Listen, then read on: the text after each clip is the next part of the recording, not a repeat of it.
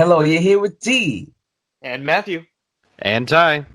and we are the Bing Zang Zoom podcast. Can you dig it? Now, first thing we have today, uh, there's been a lot going on in the gaming world, and you've had people, families have been torn apart, and friends have been fighting each other in the gaming world, and it has been over the PS5 and the Xbox. This year we have a lot of choices to make, but the choice that really has been dividing the country, and, Mhm. and people are trying to decide if they should do it from home or they should go in person and do it.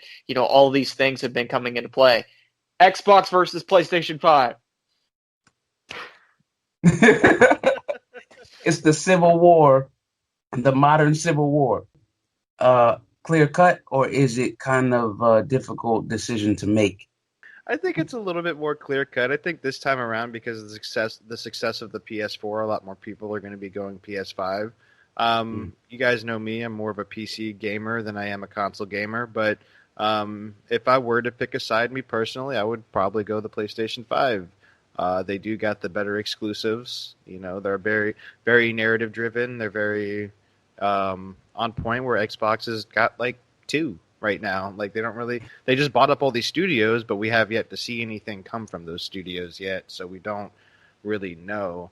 But on like a tech side of it, honestly, a lot of people, if you were really looking for it based on like pure performance and power, and you were to decide based off that, the Series X would be the clear winner in that one.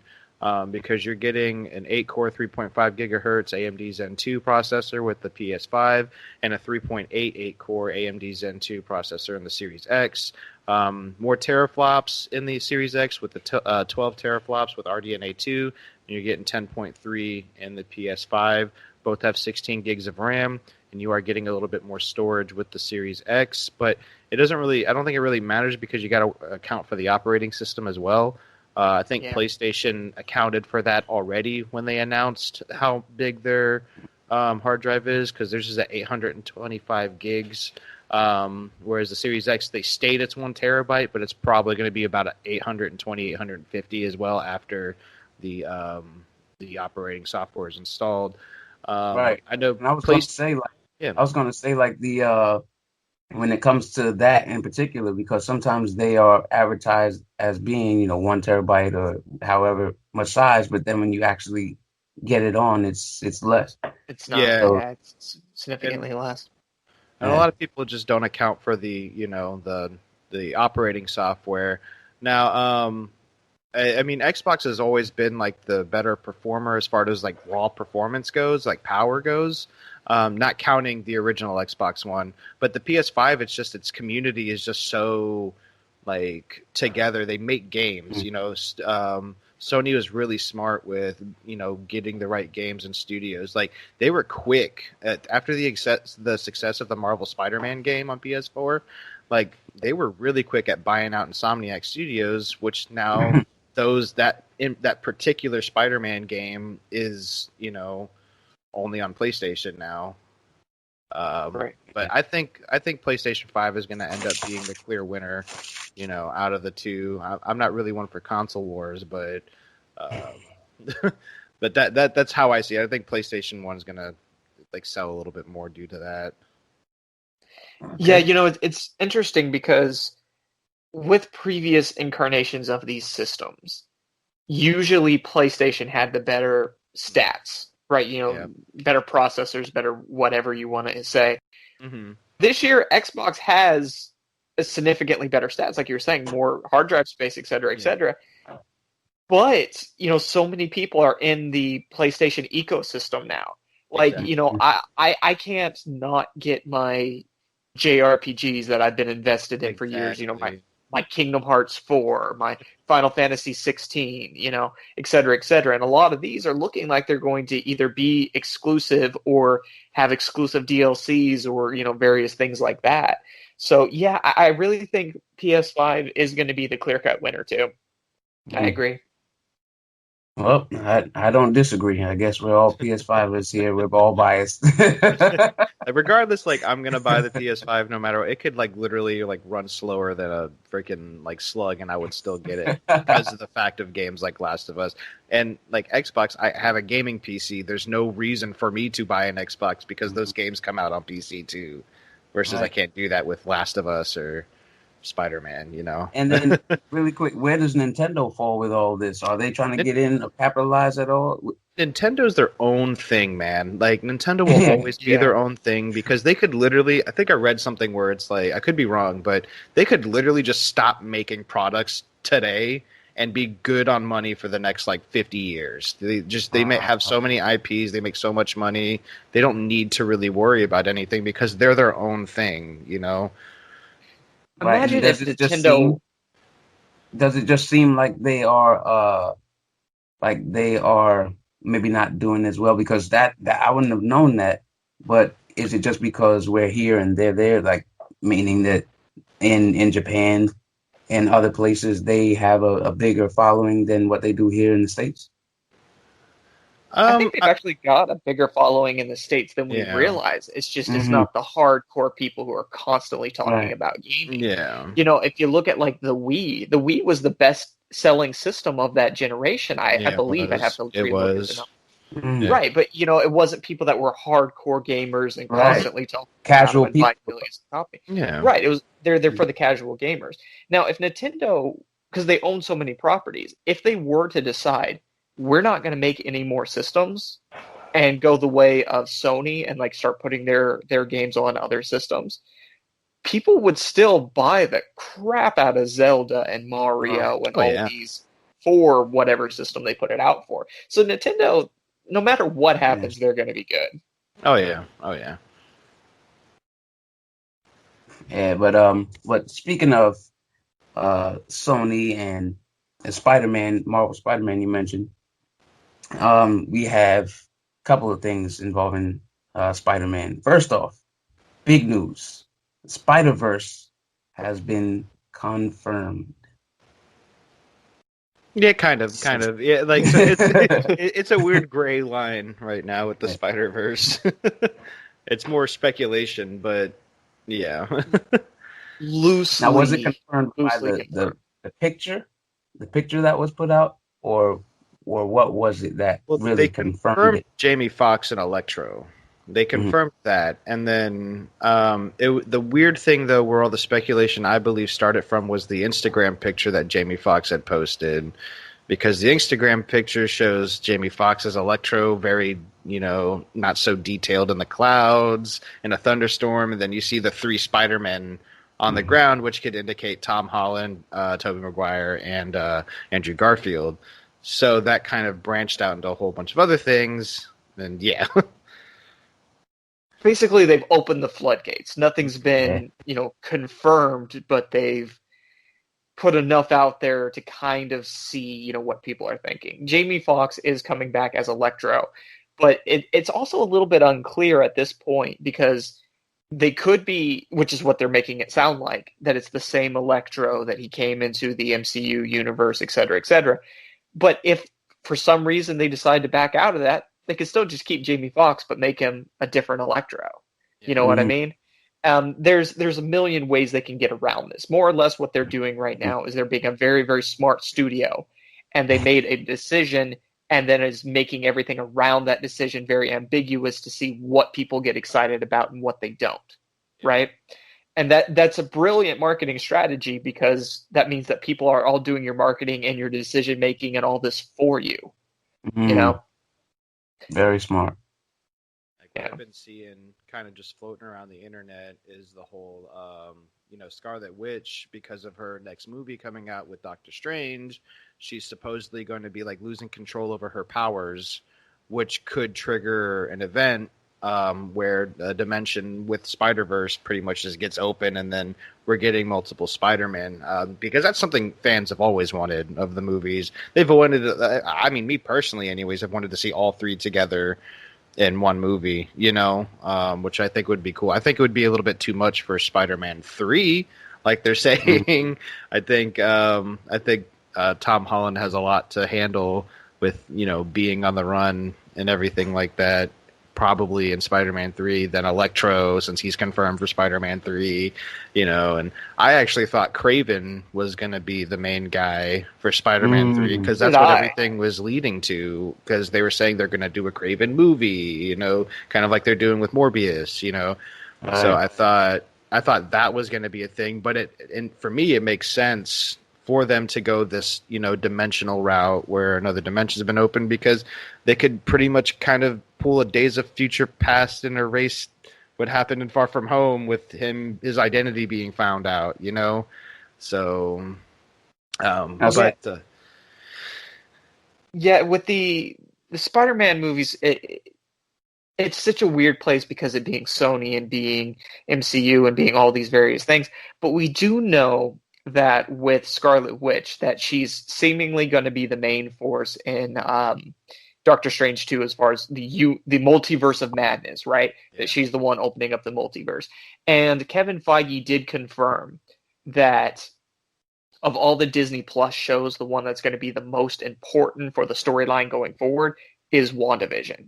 Yep. And we know that in the comics that Wanda is responsible for the universe getting changed multiple times, the main one being the House of M storyline.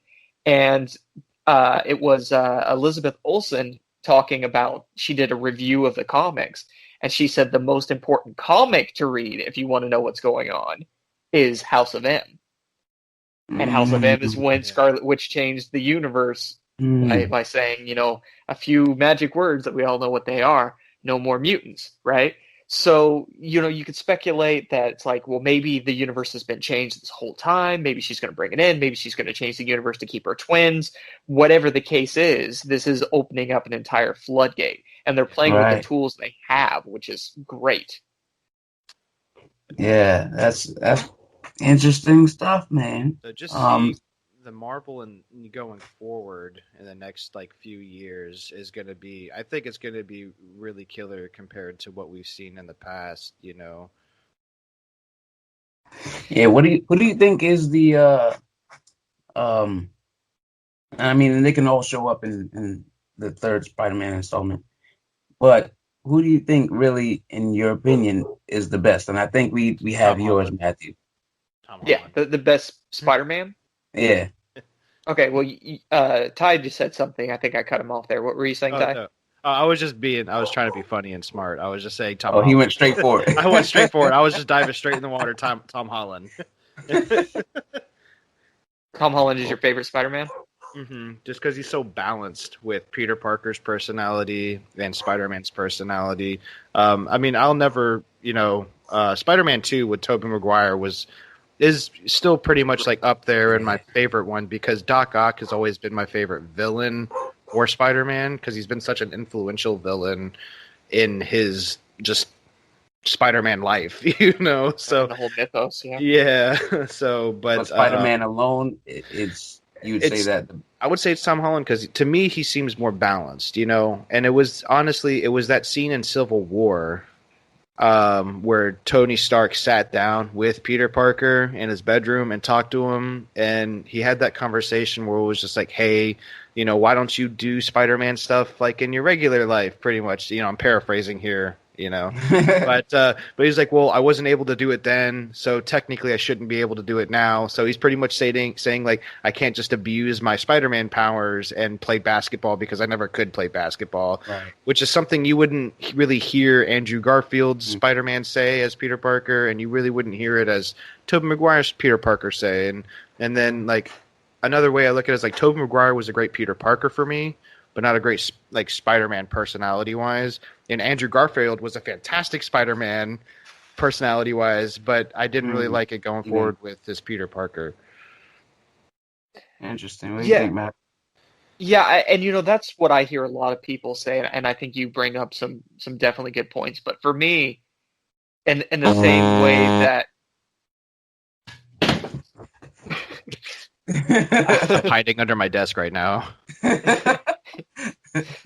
in the same way that nobody could play Deadpool the way Ryan Reynolds did, the same way that nobody could play Tony Stark the way that Robert Downey Jr. did. Nobody can be a better Peter Parker, can be a better Spider-Man to me than Andrew Garfield. He just fits that role so perfectly. And yes, we all know that his Spider-Man is the best, but I also think that his Peter Parker is the best. And the reason why I say that boils down to something that Stan Lee had said at one point. Stan Lee said the worst crime you can do while writing a comic book is to write a comic book that feels like it came out 10 years before it did. Yeah. That all your comic books have to be very modern, have to be very appropriate for that time. And if you had a kid whose parents died and he was raised by, his elderly aunt and uncle and who was being picked on in school and whatever, he wouldn't be the stereotypical nerd that we all know. He would have a chip on his shoulder. He would probably skateboard, and throw shit and try to hit on the cute girl, but always fail and stuff like that. And that is Andrew Garfield. He feels like how a modern Spider-Man would be. And that's why I think that he's the best. Plus, if you read the Ultimate Comics, which is one of my favorite incarnations of Spider-Man, that's very much how he is in the Ultimate Comics. And despite being called Amazing Spider-Man, it really should be called Ultimate Spider-Man because it's almost a direct, parallel from that series.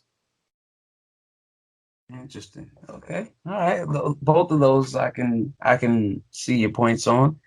Dang, that puts me in the middle. I might as well just go ahead and pick Tobey Maguire then. Yeah.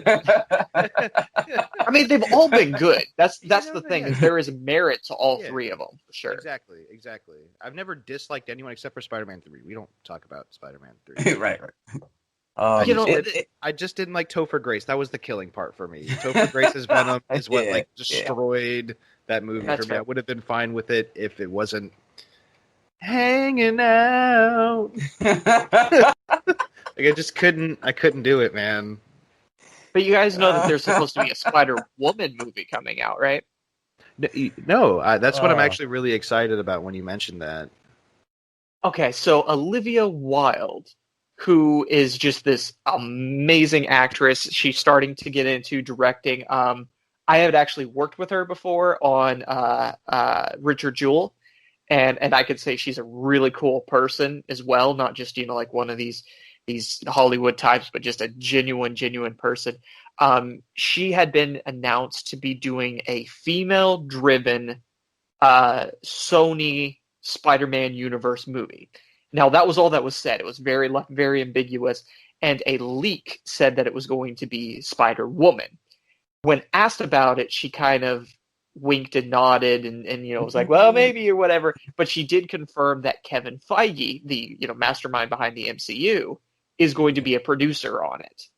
So it's going to be much more tied into the MCU universe. It's seeming like it's Spider-Woman, whether that be Jessica, not Jessica Cruz. That's Greenland. Whether it be Jessica Drew, whether it be Jessica Drew Spider-Woman or it be a different universe Spider-Woman or what it's going to be, we're not entirely sure. But nonetheless, this leaves some really good opportunities for some fun new characters to be introduced. Oh yeah. And what kind of time frame would they be working with? I mean, when would they be introducing the this character? Like, in what time would they be introducing this character? With everything being the way it is right now with COVID and production starting up and then production's getting canceled and movies that were supposed to be out 2 years ago, not even being finished, and stuff. God only knows. But they're saying end of 2021, beginning of 2022 is when it looks like it's going to come out. But, at this point, I don't put any stock in that kind of stuff anymore, to be honest.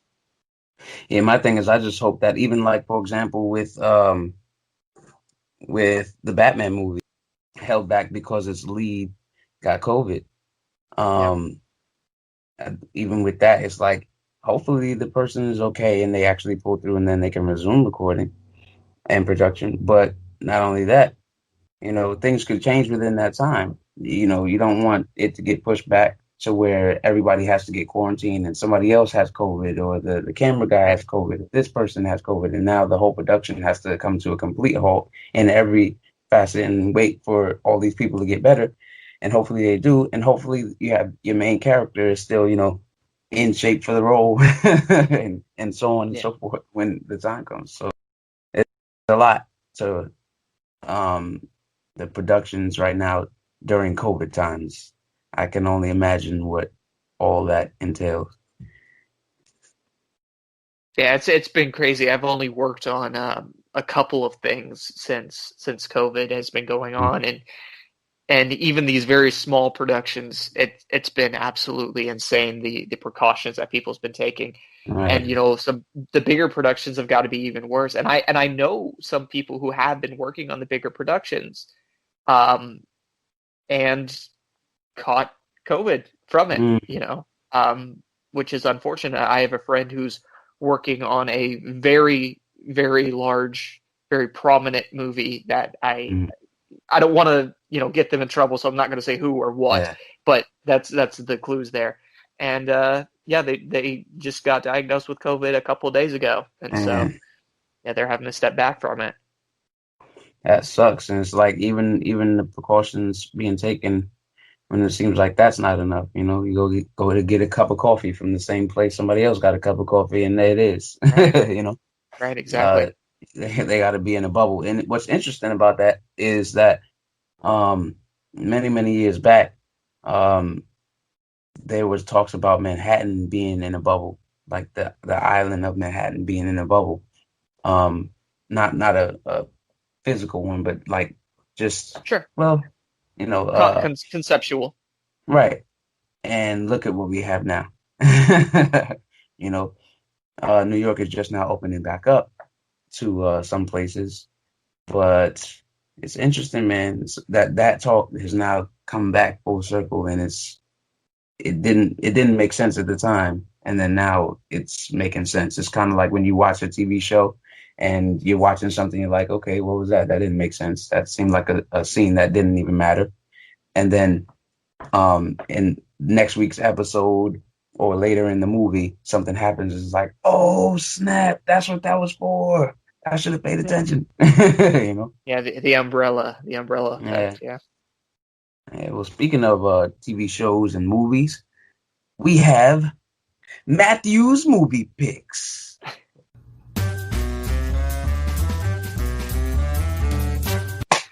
Now, what's the pick for you today?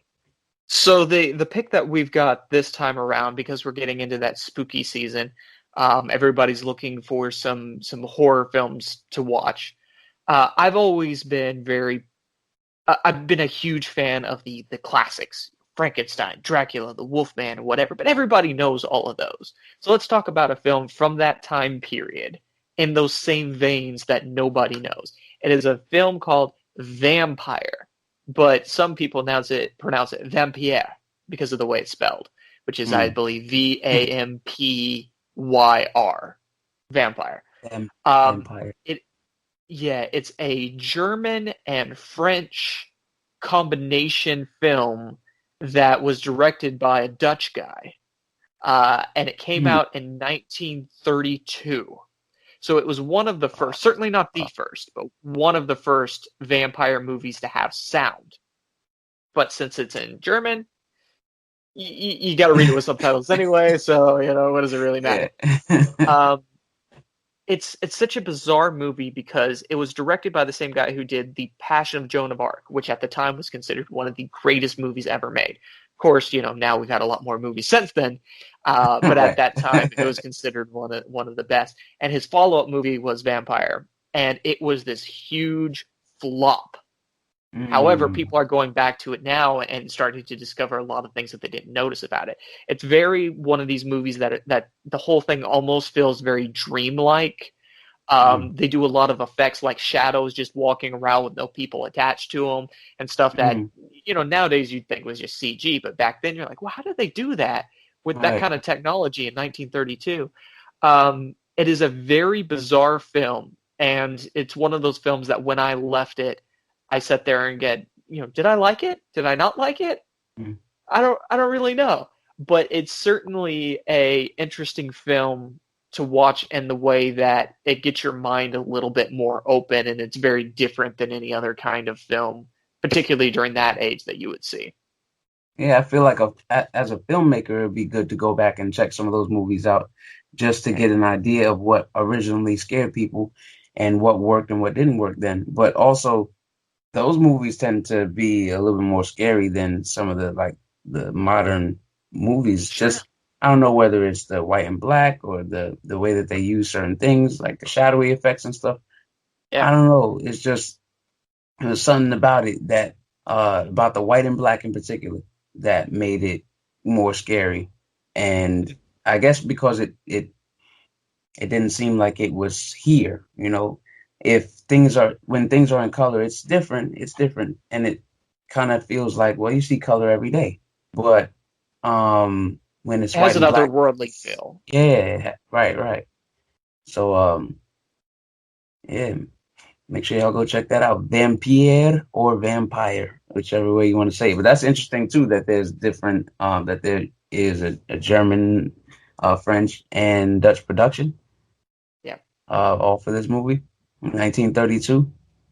Interesting stuff. And the sound.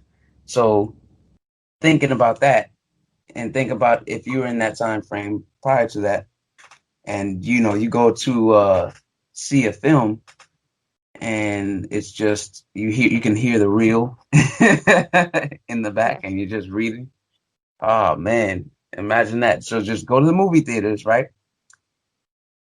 Mute the entire and then just sit there and watch it with subtitles. That was your movie going experience before. You could hear everything being said. This sucks. It was, they would have like orchestras and people playing Oh, right. music and Yeah, stuff. that's true. That's true. But at that time, a lot of theaters still didn't have sound, right? So Mhm. you would go into it, and even a movie that was made to be put into sound, a lot of theaters didn't have it yet, so they still would Right. play them as silent films. And again, this one was not the first sound film by any stretch of the imagination, not even the first sound horror film, but it was one of the first. And so they made it feel like a silent film in a lot of ways, Mhm. even though it was a sound production. And it wasn't a big budget either, like the Universal, Frankenstein, Dracula, Wolfman, et Yeah. cetera, had big budgets. This was almost more like what we think of now as an indie film, but back in 1932. Interesting. And just to even think about that, the orchestra, like the things that had to be involved if you wanted to create something with some sound and with some music to go to a scene. The scene could have lasted 6 minutes or so. And you gotta get a whole orchestra to pay them for 6 minutes of a scene. So Yeah. interesting stuff. Well, there you have it. Go see Vampire. Go get a PS5 and keep your eyes and ears out for Spider-Man. All right. This has been another edition of the Bing Zang Zoom podcast. I'm T, Matthew. I'm Ty. and we'll see you next time. Farewell.